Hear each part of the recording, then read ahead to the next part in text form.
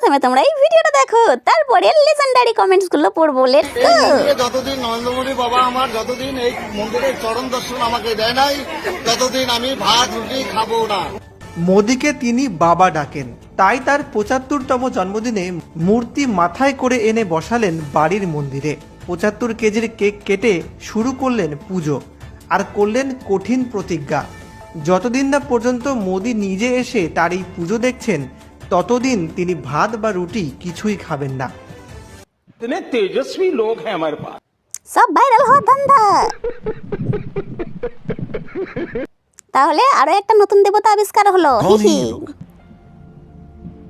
कहाँ से आते हैं? লুকিয়ে লুকিয়ে খাবার খাবে। হা হা। क्या बात है सर, क्या এটা দেখার বাকি ছিল। হা হা হা।